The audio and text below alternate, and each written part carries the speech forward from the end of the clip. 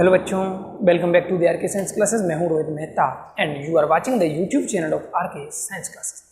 दोस्तों, आज पहली बार मैं थोड़े से अंधेरे में वीडियो शूट कर रहा हूं, पहली बार लाइट जलाकर। अगर लाइट चली गई तो फिर समस्या हो सकती है, वीडियो को पॉज करके लाइट आने के बाद शूट करना पड़ेगा। तो आज का जो वीडियो है वो ये है हमारा आज का सेकेंड वीडियो, और इस वीडियो में हम बात करेंगे 11th बायोलॉजी। कौन सी क्लास? 11th biology. जो हमारा चैप्टर चल रहा है, chapter number 8, cell the unit of life, कोशिका जीवन की इकाई। इस वीडियो में हम अभी तक बात कर चुके हैं, इस लेक्चर में या इस चैप्टर में हम अभी तक बात कर चुके हैं किसके बारे में? प्रोकैरियोटिक सेल के बारे में। सेल दो प्रकार की होती हैं, प्रोकैरियोटिक एंड यूकैरियोटिक। तो प्रोकैरियोटिक कोशिका में हम क्या पढ़ते हैं? जीवाणु पढ़ते हैं मुख्यतः। तो जीवाणु के बारे में हम सारी जो डिटेल थी वो पढ़ चुके हैं, लिख चुके हैं। आज इस वीडियो से मैं स्टार्ट करने जा रहा हूं यूकैरियोटिक कोशिका, जो हमारी सेकंड प्रकार की कोशिका है। सेकंड प्रकार की कोशिका कौन सी है हमारे पास? यूकैरियोटिक कोशिका। इसकी बात करूं मैं हिंदी में तो इसको ससीम केंद्र की कोशिका भी कहा जाता है। यूकैरियोटिक या ससीम केंद्र की यूकैरियोटिक सेल। तो आज की वीडियो हम किसके बारे में बात करेंगे? यूकैरियोटिक सेल के बारे में। अब देखो, प्रोकैरियोटिक यूकैरियोटिक दोनों कोशिकाएं हैं, उनमें अंतर क्या था? हालांकि लाइट जा चुकी है, इतना अंधेरा नहीं है, कोई दिक्कत नहीं, वीडियो शूट हो सकता है इस टाइम, ठीक है। तो हम ऐसा करते हैं, यूकैरियोटिक कोशिका को समझने के लिए क्या कर सकते हैं? अंतर लिख सकते हैं डायरेक्ट। तो हम क्या करते हैं? डायरेक्ट यूकैरियोटिक और प्रोकैरियोटिक सेल्स जो हैं उनमें दोनों में अंतर लिखते हैं। तो यहां से दोनों चीजें आपको समझ में आ जाएंगी, क्या प्रोकैरियोटिक है, क्या यूकैरियोटिक है। तो मैंने इधर लिखा प्रोकैरियोटिक सेल। कौन सी सेल? Prokaryotic cell. और इधर मैं लिखूंगा अपनी सेकंड प्रकार की जो सेल है वो कौन सी है? Eukaryotic cell. Prokaryotic and eukaryotic. अब देखो, जैसा कि मैंने इसका नाम बताया था, प्रोकैरियोटिक, प्रो यानी आधे, प्राइमिटिव यानी आधे प्रकार का केंद्रक किसमें पाया जाता है? इसमें। और आधे प्रकार के केंद्रक को हम केंद्रक नहीं नाम देते, क्या देते हैं? केंद्रकाव। क्या देते हैं? केंद्रकाव। अब इसका नाम क्या है? यूकैरियोटिक। तो कैरियोटिक तो वही है, लेकिन यू का मतलब होता है सुविकसित, यानी कि इसमें केंद्रक क्या होगा? मुख्य आधार यही है। प्रोकैरियोटिक सेल्स में केंद्रक विकसित नहीं होता है, जबकि यूकैरियोटिक सेल्स में केंद्रक विकसित होता है। इसमें कोशिकांग विकसित नहीं होते हैं, इसमें कोशिकांग विकसित होते हैं। ये थोड़ी छोटी ज़्यादा होती है, ये थोड़ी बड़ी होती है। किससे? प्रोकैरियोटिक सेल से। इसमें हिस्टोन प्रोटीन नहीं पाया जाता, इसमें हिस्टोन प्रोटीन पाया जाएगा। कोशिकांगों की बात करेंगे हम तो उसमें बहुत सारी कोशिकांग जो इसमें नहीं पाई जाती, इसमें पाई जाते हैं। तो मैं अंतर लिखना शुरू करता हूं। सबसे पहले मैं अंतर ले रहा हूं आकार के आधार पर। किसके आधार पर? तो मैं एक तीसरा कॉलम और बना देता हूं यहां पर, कि हम अंतर किसके आधार पर देख रहे हैं। तो सबसे पहला आधार है हमारे पास आकार। किसी भी सेल की साइज, आकार के आधार पर अंतर देखेंगे हम इसमें। किसके आधार पर? आकार के आधार पर।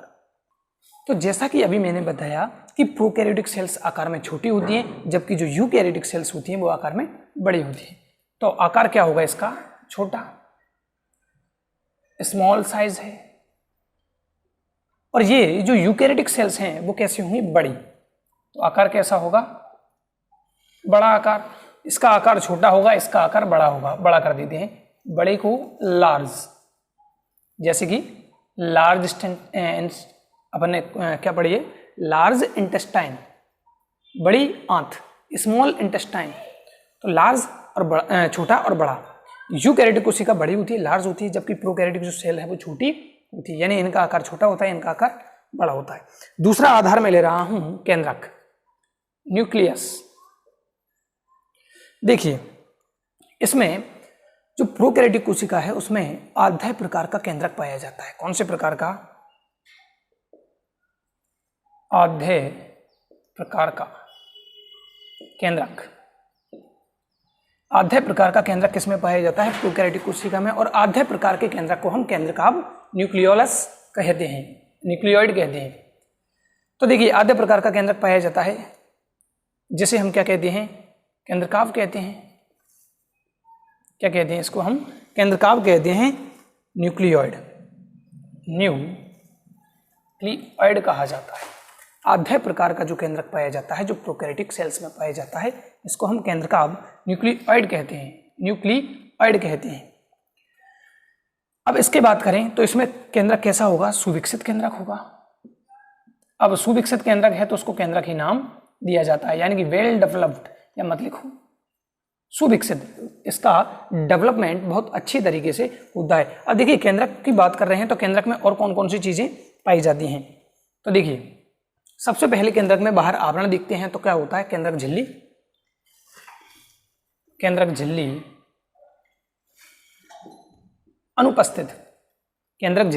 अनुपस्थित, और इसमें बात करें हम तो केंद्रक झिल्ली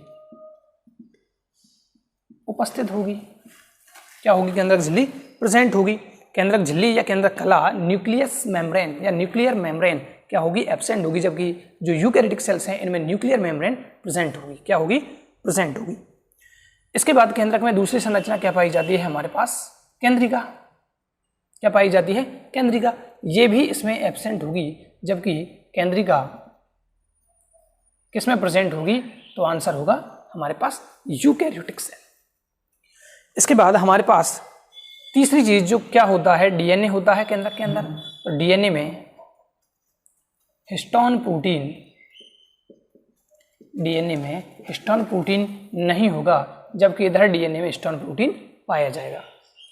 हिस्टोन प्रोटीन नहीं होगा, जबकि इधर हिस्टोन प्रोटीन पाई जाएगी। तो ये दो आधार हुए। अभी सबसे पहले यहाँ आधार की बात कर सकते हैं हम। क्या लिख सकता हूँ मैं यहाँ पर? आधार। किसके आधार पर अपन डिफ्रेंशिएट कर रहे हैं इनको? किसके आधार पर अंतर लिख रहे हैं? पहला आकार, छोटी बड़ी कोशिका। केंद्रक आधे प्रकार का केंद्रक जिसे हम केंद्रकाभ न्यूक्लियोइड कहते हैं, इसमें सुविकसित होता है। केंद्रक में और कौन कौन सी चीजें होती हैं? तो केंद्रक झिल्ली अनुपस्थित, केंद्रक झिल्ली उपस्थित, केंद्रिका अनुपस्थित, केंद्रिका उपस्थित। केंद्रिका और केंद्रक में अंतर जानते हो? ये हमारे पास कोई क्या है? केंद्रक है, ये इसकी ER यानी एंडोप्लाज्मिक रेटिकुलम ऐसे हो सकती है, ठीक है। और केंद्रिका क्या होती है? केंद्रक के अंदर एक डार्क संरचना पाई जाती है, जिसे केंद्रिका कहते हैं। तो ये क्या होगी? प्रोकैरियोटिक सेल्स में नहीं पाई जाती, जबकि यूकैरियोटिक सेल्स में पाई जाती है।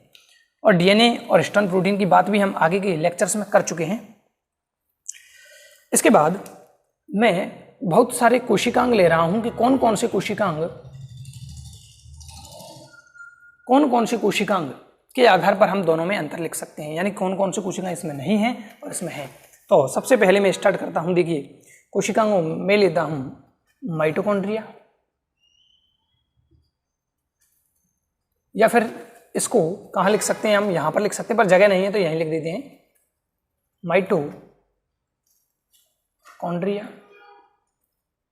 माइटोकॉन्ड्रिया इसमें अनुपस्थित होगा, इसमें प्रेजेंट होगा। इसके बाद और कौन सी कोशिकांग है? गोल्जिकाए है, तो गोल्जिकाए भी इसमें अनुपस्थित और इसमें उपस्थित होगी। तीसरा मैं लूं गोल्जिकाए के बाद तो अंतःप्रद्रव्य जालिका, जिसे हम शॉर्ट रूप में एंडोप्लाज्मिक रेटिकुलम ER से लिखेंगे, वो इसमें एब्सेंट होगी, जबकि इसमें प्रेजेंट होगी। इसके बाद चौथा मैं लूं माइटोकॉन्ड्रिया हो गया, गोल्जिकाए हो गया, अंतःप्रद्रव्य जालिका यानी ER हो गई। इसके बाद मैं ले रहा हूं गोल्जिकाए हो गया। इसके बाद हम लवक ले लेते हैं, प्लास्टिड। क्या ले लेते हैं? प्लास्टिड, लवक। तो लवक इसमें अनुपस्थित होगा, इसमें प्रेजेंट होगा। इसके बाद नीचे जगह है, हाँ एक और आ जाएगा। इसके बाद मैं बात करता हूं लाइसोसोम की। किसकी? लाइसोसोम, या इनको हिंदी में क्या कहा जाता है? लयन का है। तो जो लयन का है या लाइसोसोम है वो प्रोकैरियोटिक सेल्स में अनुपस्थित होंगे, और जबकि यूकैरियोटिक जो सेल्स हैं उसमें प्रेजेंट होंगे। तो यहाँ पर देखिए हमने कई सारे अंतर लिख लिए हैं। अब छोटी की जो क्लास होती है उनमें इनको अपन देखो एक यहाँ से दे सकते हैं, इसका छोटा आकार, ये 2 3 4 5 6 7 8 9 10 11 अंतर लिख चुके हैं। लेकिन बड़ी क्लास है तो उसमें पहले आधार लिखना चाहिए। हम बड़ी क्लास में हैं, 11th की बात कर रहा हूँ, तो 11th में सबसे पहले हम क्या करेंगे? आधार लिखेंगे। किसके आधार पर? दोनों कोशिकाओं में हम डिफरेंस कर रहे हैं। किसके आधार पर डिफरेंस लिख रहे हैं? तो आकार के आधार पर छोटी कोशिका, बड़ी कोशिका। केंद्रक आधे प्रकार का केंद्रक जिसे केंद्रकाभ न्यूक्लियोइड कहते हैं, जबकि यूकैरियोटिक सेल्स जो हैं, जैसे कि अपनी बात करें हम मानव की, तो मानव में बेटा कौन सी कोशिकाएं होंगी? यूकैरियोटिक कोशिकाएं होंगी, सुविकसित कोशिकाएं होंगी, सुविकसित केंद्रक भी पाया जाएगा। केंद्रक झिल्ली अनुपस्थित, केंद्रक झिल्ली उपस्थित, केंद्रिका अनुपस्थित, केंद्रिका उपस्थित है। डीएनए में स्टोन प्रोटीन जो डीएनए की बाइंडिंग के काम आता है, डीएनए को बांधने के काम आता है, इधर अनुपस्थित, इधर उपस्थित। कोशिकाओं की बात करूं तो माइटोकॉन्ड्रिया, गोल्गी गाय, अंतःपत्र जालिका, ईआर यानी कि एंडोप्लाज्मिक रेटिकुलम, प्लास्टिड यानी कि लवक, लाइसोसोम यानी कि लाइन का, ये सारी चीजें प्रोकैरियोटिक सेल्स में अनुपस्थित होती हैं, जबकि इधर प्रेजेंट होती हैं। अभी इसमें राइबोसोम नहीं लिखा है क्योंकि राइबोसोम बेटा दोनों में होगा, लेकिन दो प्रकार का होता है, मैंने पिछले लेक्चर में बात भी की थी। तो यहां तक का जल्दी से स्क्रीनशॉट लें, इसको हटाते हैं, फिर आगे की जो और अंतर हैं उनको नोट करेंगे। हो गया, चलिए मैं इसको मिटा देता हूं।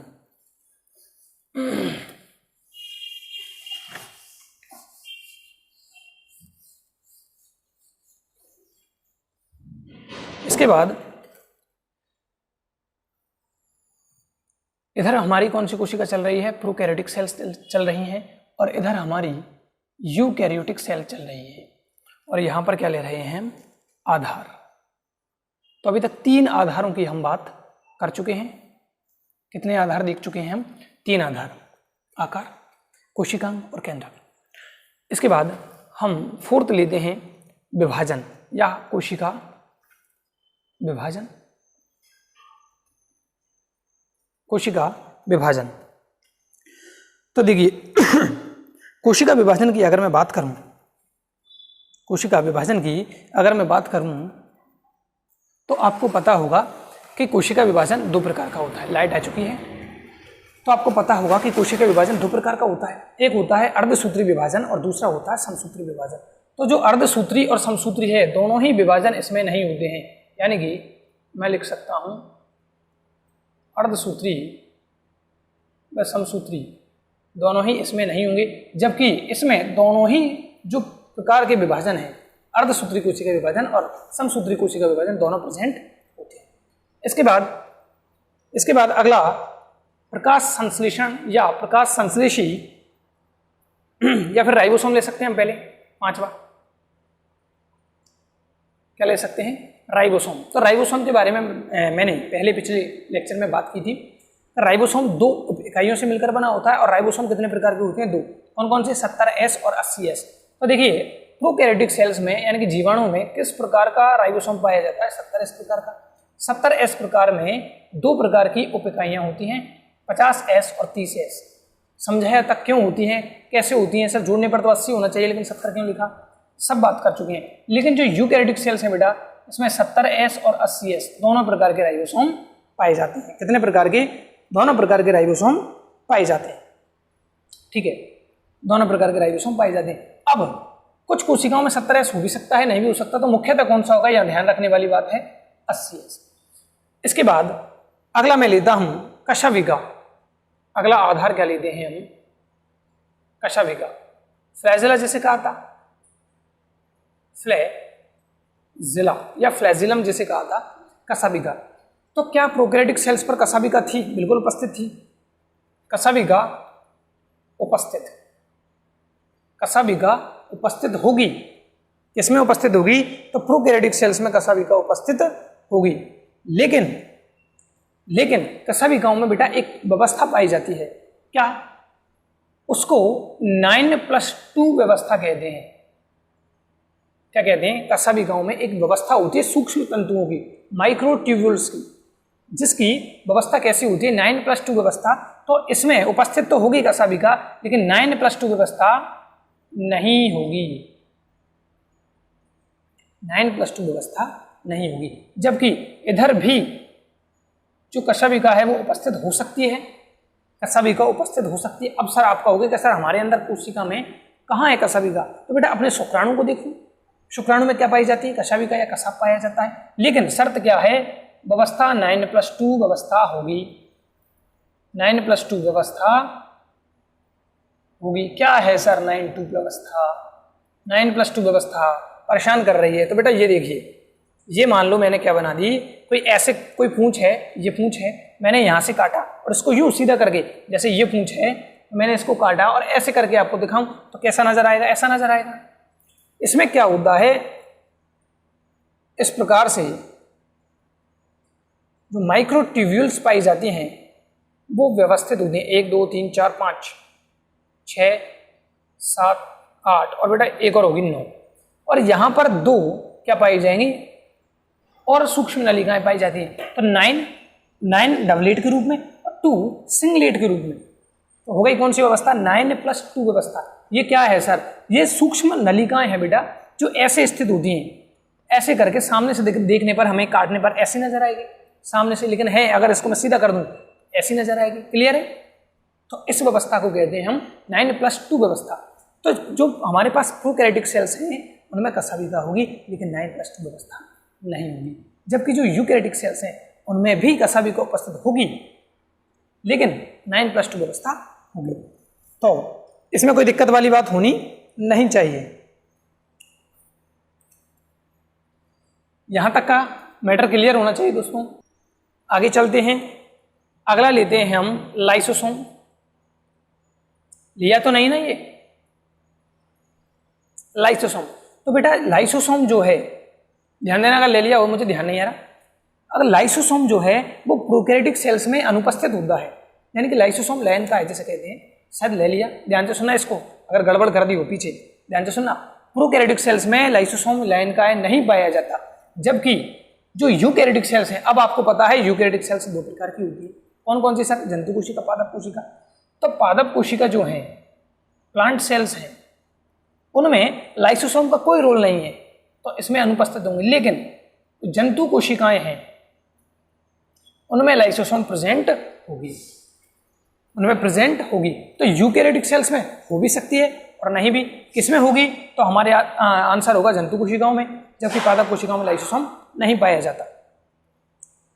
इसी प्रकार से मैं बात करता हूं रिक्तिका की, वैक्यूल, जिसमें हमने पढ़ा था सेल सेप यानी कि कोशिका रस भरा हुआ होता है। तो बेटा सेल सेप का, या मैं कहूं रिक्तिका वैक्यूल का, प्रोकैरियोटिक सेल्स में कोई काम नहीं है। जबकि इधर कितने प्रकार के सेल्स हैं? 2 प्रकार की। एक तो पादप सेल्स हैं, प्लांट सेल्स हैं, और दूसरी हमारे पास कौन सी हैं? जंतु कोशिकाएं हैं। पादप कोशिकाएं और जंतु कोशिकाएं। अब रिक्तिका दोनों में होंगी, रिक्तिका तो दोनों में होगी, लेकिन जो पादप कोशिका है उसमें बड़ी रिक्तिका होंगी, जबकि जो हमारे पास जंतु कोशिकाएं हैं उनमें छोटी छोटी रिक्तिकाएं पाई जाएंगी। जैसे आपने चित्र भी बनाया होगा छोटी क्लास में, यहाँ पर हम क्या बनाते हैं? केंद्रक बनाते हैं, इधर हम गोल्जिकाएं वगैरह बना देते हैं, माइटोकॉन्ड्रिया वगैरह बना देते हैं, यहाँ पर हम ऐसे करके रिक्तिका बनाते हैं। ये तो कौन सी होगी? हमारी पास जो सेल है ये है हमारे पास एनिमल सेल। जबकि एक और प्रकार की आपने कोशिका बनाई होगी जिसमें हम यहाँ पर क्या देते हैं? ऐसी बड़ी रिक्तिका देते हैं और केंद्रक को कहाँ पटक देते हैं? यहाँ पर, और यहाँ माइटोकॉन्ड्रिया और प्लास्टिड वगैरह बनाते हैं। तो बेटा ये क्या है? यही तो है रिक्तिका। और यहाँ पर कहाँ है रिक्तिका? ये रही। याद आ गया? ये क्या है? ये हमारे पास प्लांट सेल है। ये हमारे पास क्या है? Plant cell. तो पादप कोशिकाओं में रिक्तिका बड़ी होती है, जबकि जो जंतु कोशिका है उसमें छोटी होंगी। ऐसी होंगी? छोटी होंगी। आई होप ये भी आपको याद आ गया होगा, छोटी क्लास में हमने पढ़ा है इसको, 9th क्लास में स्पेशली। इसके बाद में आगे बात करूं, नमा मैं ले रहा हूं यहां पर तारक्काएं। क्या ले रहा हूं? तारक्काएं, सेंट्रियोल। देखिए अब जो तारक्काएं है वो प्रोकैरियोटिक सेल्स में अनुपस्थित होता है। प्रोकैरियोटिक सेल्स में जो तारक्काएं है वो अनुपस्थित होता है, लेकिन हमारे पास जो अब यूकैरियोटिक सेल्स कितने प्रकार के हैं? 2 प्रकार के हैं। कौन कौन सी? पादप कोशिका और जंतु कोशिका। तो फिर से हम क्या लिखेंगे? अब मैं अंग्रेजी में लिख देता हूं थोड़ा सा। Plant cell and second is animal cells. Animal cells. तो प्लांट कोशिकाओं में और जो हमारे पास एनिमल सेल्स हैं, क्या इनमें तारक्काएं उपस्थित होता है? तो प्लांट सेल में नहीं होता, जबकि जंतु कोशिकाएं हैं उनमें तारक केंद्र या तारक्काएं पाया जाता है। क्या करता है सर? तर्कु तंतु बनाने का। याद करिए कोशिका विभाजन, आपने अर्धसूत्री विभाजन, समसूत्री विभाजन पढ़ा होगा, उसमें तर्कु तंतुओं का निर्माण आपने ऐसे बनाया होगा, एनाफेज, मेटाफेज, टीलोफेज, ये सारी प्रोफेज है ना, पढ़ा है ना? पढ़ा है भाई। तो यहां पर क्या करते हैं? हम ऐसे प्लेट बनाते थे, याद आ गया? और यहां पर हम क्या गुणसूत्र बनाते थे, याद आ गया? तो बेटा ये क्या है? यहां से ये हमारे जो सेंट्रो, ये तारक्काएं यहां पर स्थित होती हैं। तारक्काएं 2 टुकड़ों में टूटता है, आगे बात करेंगे।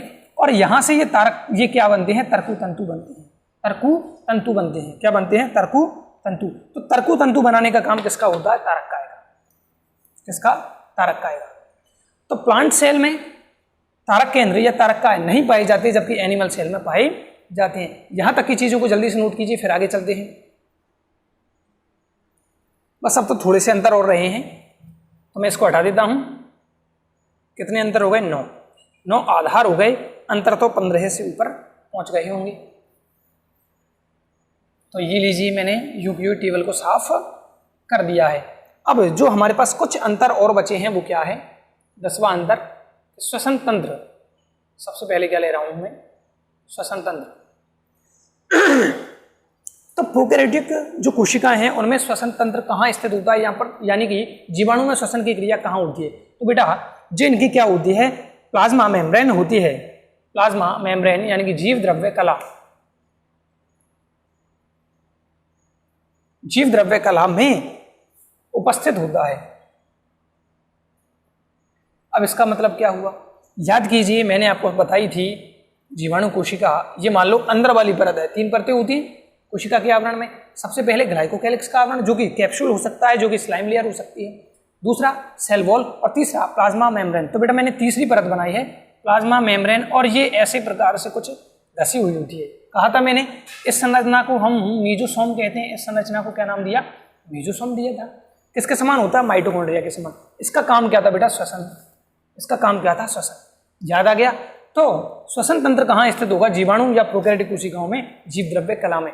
जबकि जो यूकैरियोटिक सेल्स है उसमें श्वसन तंत्र कहाँ होगा? ये कहाँ होगा बेटा? माइटोकॉन्ड्रिया में। कहाँ होगा? तो आंसर होगा माइटोकॉन्ड्रिया में, क्योंकि माइटोकॉन्ड्रिया में श्वसन से संबंधित विभिन्न एंजाइम पाए जाते हैं। कहाँ पर? माइटोकॉन्ड्रिया में। तो यहाँ पर एटीपी कहाँ बनेगी? तो यानी कि एटीपी निर्माण का कार्य भी कहाँ होगा? माइटोकॉन्ड्रिया में। जबकि यहाँ एटीपी निर्माण का कार्य कहाँ होगा? जीव द्रव्य कला में उपस्थित, या यहीं पर लिख सकते हो मीजोसोम में। मीजोसोम, और मीजोसोम को हमने हिंदी में कहा था मध्य काय।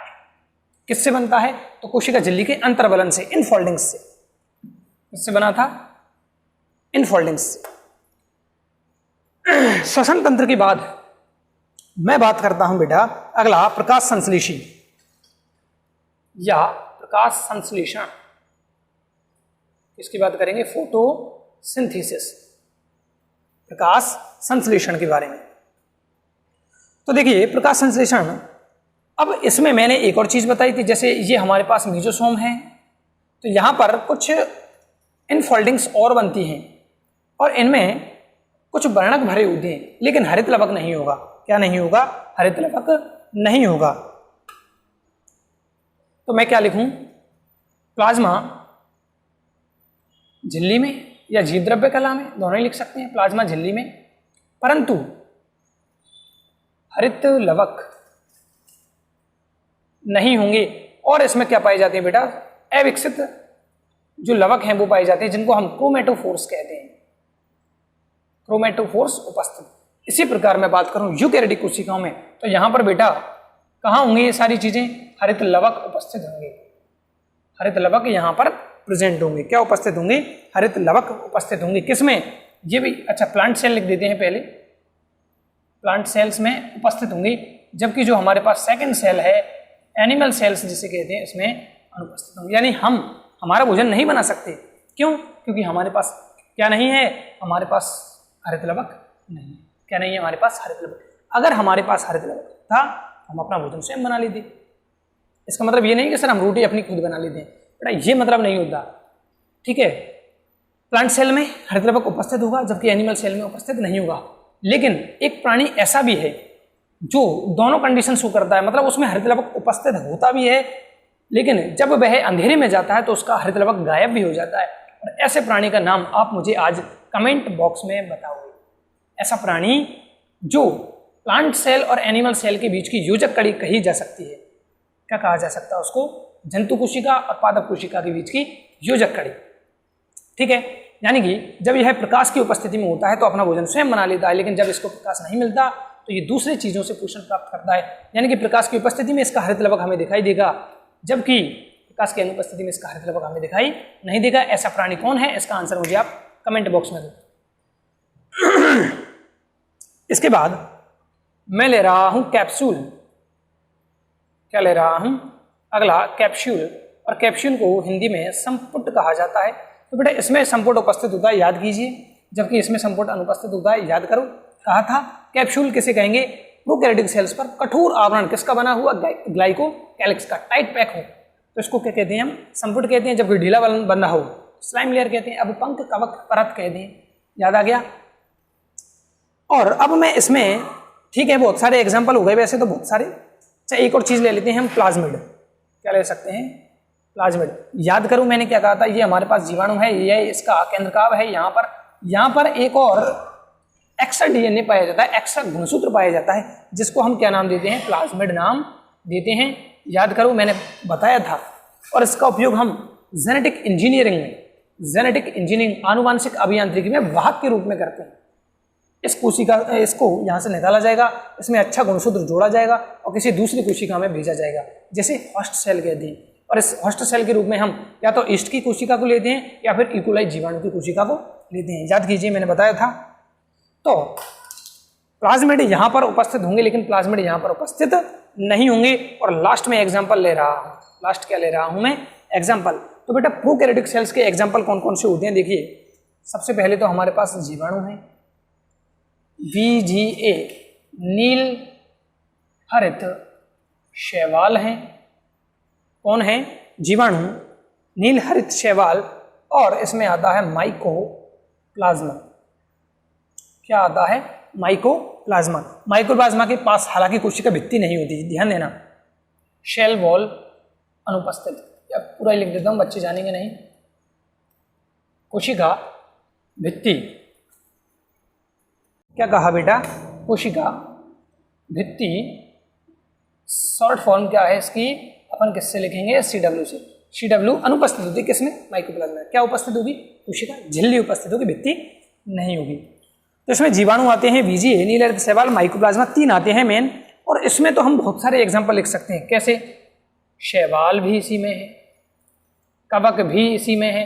अब बहुत सारे पौधे, सभी प्रकार के जो पौधे हैं वो भी यहाँ पर है। जैसे कि मैं बात करूं ब्रायोफाइटा, टेरिडोफाइटा, ये तो नाम तो याद होंगे ही सही, 11th में नहीं लेकिन 9th में पढ़े हैं। शैवाल, कवक, ब्रायोफाइटा, टेरिडोफाइटा, जिम्नोस्पर्म। पहले जिम्नोस्पर्म आए थे धरती पर। और अभी जो लेटेस्ट हमारे सामने ज्यादातर जो पौधे हैं वो कौन से हैं? एंजियोस्पर्म। कौन से हैं? एंजियोस्पर्म। इसी प्रकार से हम जो सभी जो प्राणी जगत के संघ हैं, जैसे Porifera, Coelenterata, Cnidaria, Aschelminthes, Platyhelminthes, Arthropoda, Annelida, Echinodermata, Chordata, ये सब किसमें आएंगे? इसमें।